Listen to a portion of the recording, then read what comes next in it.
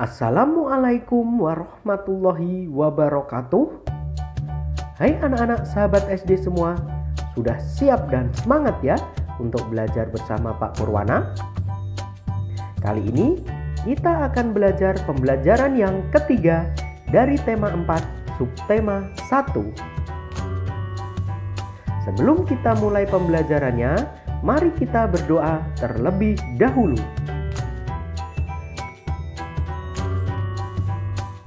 Tujuan pembelajaran kali ini adalah sebagai berikut. Anak-anak sahabat SD, coba amati gambar berikut ini. Kegiatan apakah yang sedang dilakukan warga masyarakat pada gambar tersebut? Ya, warga masyarakat sedang melakukan kegiatan kerja bakti. Pernahkah kalian mengikuti kerja bakti membersihkan lingkungan di desamu? Kerja bakti membersihkan lingkungan merupakan upaya menciptakan lingkungan yang sehat. Dengan lingkungan sehat, warganya pun hidup sehat. Semua warga harus mengikuti kerja bakti, karena kerja bakti merupakan kewajiban sekaligus tanggung jawab setiap warga masyarakat. Sebagai warga masyarakat, kita juga berhak untuk hidup di lingkungan yang bersih dan sehat. Lalu, apakah yang dimaksud dengan kewajiban, hak, dan tanggung jawab? Ayo kita temukan jawabannya dengan mempelajari materi berikut ini. Hak adalah segala sesuatu yang memang harus didapatkan atau mutlak oleh setiap manusia sejak ia diciptakan.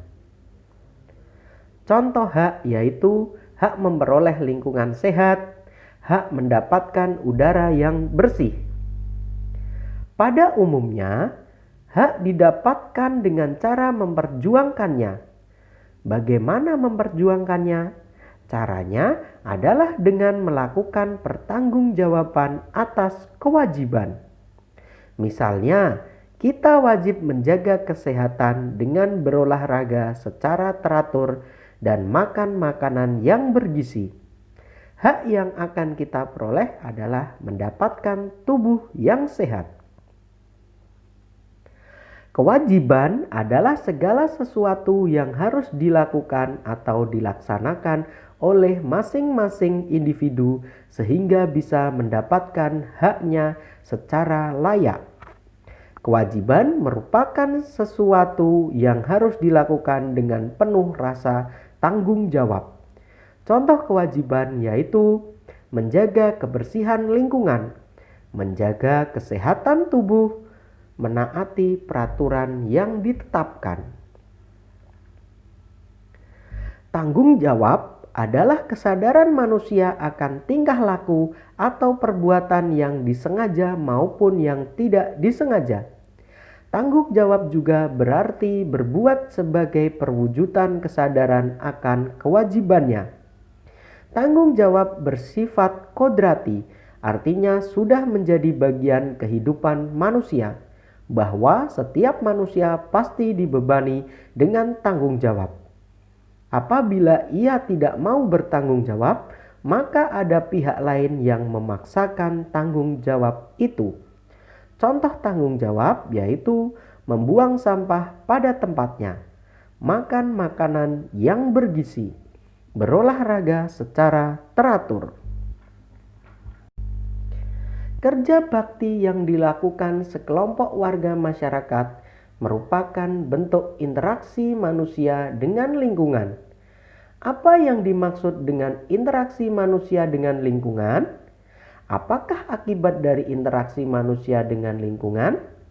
Apakah interaksi sosial dapat menimbulkan persatuan dan juga perpecahan? Ayo kita cari tahu. Manusia hidup dalam lingkungan tertentu. Lingkungan adalah ruang yang ditempati oleh makhluk hidup dan benda tidak hidup. Kehidupan manusia tidak dapat dipisahkan dari lingkungannya, baik lingkungan alam maupun lingkungan sosial. Manusia tidak bisa hidup sendiri untuk memenuhi kebutuhan hidupnya. Manusia pasti membutuhkan orang lain. Secara kodratnya, setiap manusia akan berinteraksi. Interaksi antar individu, individu dengan kelompok, dan kelompok dengan kelompok. Interaksi sosial amat dibutuhkan untuk kehidupan bersama, sebab individu tidak dapat hidup sendiri tanpa individu lainnya. Interaksi tersebut dinamakan interaksi sosial. Interaksi sosial dibedakan menjadi 3 jenis, yaitu sebagai berikut. Interaksi antar individu. Interaksi antar individu merupakan interaksi yang terjadi antara 2 orang. Contoh interaksi antar individu dapat dilihat pada gambar berikut ini.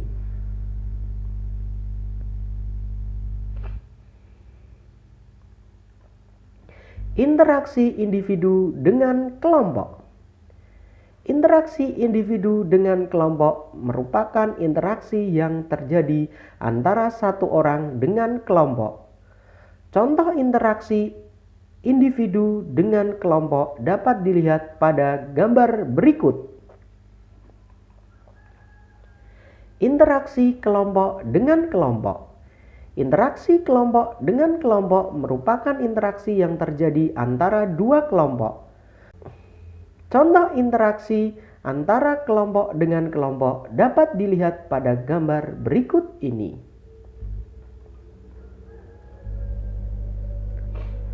Interaksi sosial penting dilakukan oleh setiap individu. Mengapa demikian? Karena dengan melakukan interaksi sosial, individu dapat mencukupi semua kebutuhan hidupnya. Contoh saat kamu makan nasi, tentu nasi yang dimakan berasal dari beras. Beras berasal dari padi yang ditanam petani. Sebelum menjadi beras, padi digiling oleh orang lain. Bahkan nasi yang dimakan merupakan masakan orang lain. Selain untuk memenuhi kebutuhan hidup, interaksi juga merupakan sarana untuk mencapai tujuan bersama. Interaksi sosial tidak selamanya mengarah kepada kebersamaan atau persatuan. Oleh karena itu, interaksi sosial dibedakan menjadi 2, yaitu interaksi yang mengarah ke persatuan atau disebut asosiatif, dan interaksi yang mengarah ke perpecahan atau disebut disosiatif. Interaksi yang mengarah ke persatuan atau asosiatif. Interaksi ini memiliki sifat positif, artinya mendukung seseorang atau kelompok dalam mencapai tujuan tertentu. Contoh interaksi yang mengarah ke persatuan adalah kerjasama. Berikut ini contoh-contoh interaksi yang mengarah ke persatuan. Interaksi yang mengarah ke perpecahan atau disosiatif. Interaksi sosial yang bersifat disosiatif memiliki sifat negatif. Hal ini karena jenis interaksi ini mengarah pada perpecahan. Contoh interaksi sosial disosiatif antara lain perang antar suku, tawuran pelajar, dan persaingan kelompok. Masyarakat Indonesia yang hidup tersebar di berbagai wilayah Indonesia memiliki beragam karakteristik.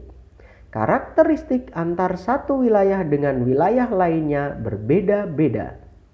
Perbedaan tersebut mencakup aspek seni, ekonomi, sosial, budaya, maupun politik.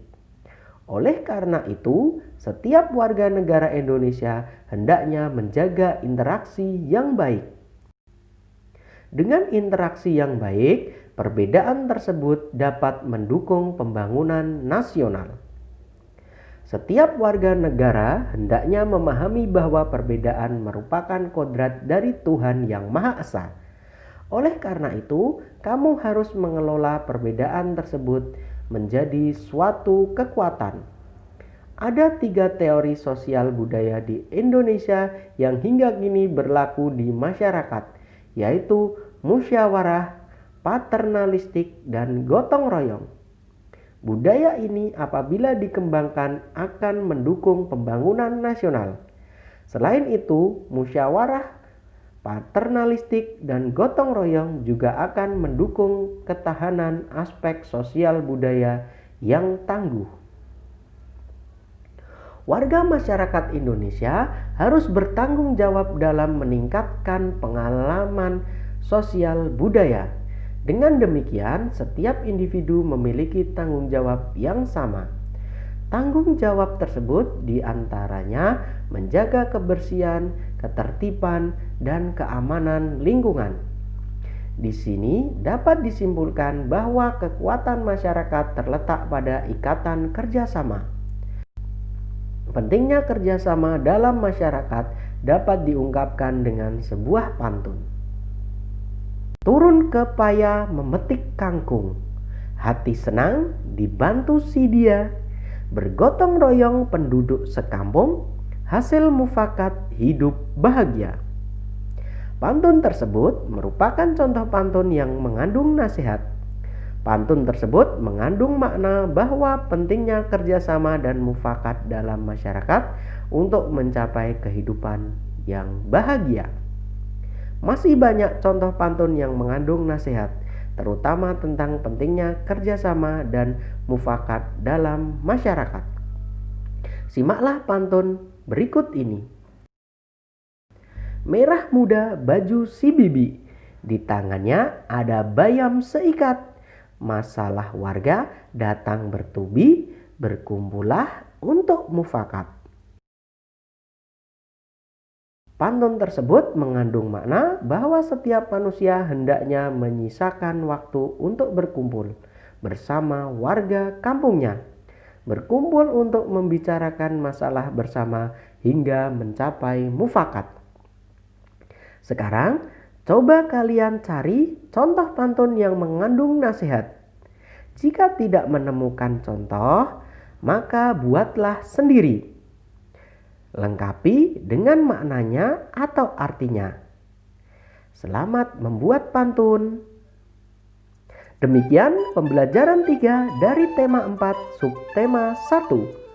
Untuk mengukur pemahaman terhadap materi yang sudah kita bahas, kalian dapat mengerjakan latihan soal yang ada pada deskripsi video ini. Tetap semangat, rajin belajar, rajin beribadah. Jadilah generasi penerus bangsa yang cerdas, berkarakter, menyenangkan, luar biasa, hebat. Terima kasih. Wassalamualaikum warahmatullahi wabarakatuh.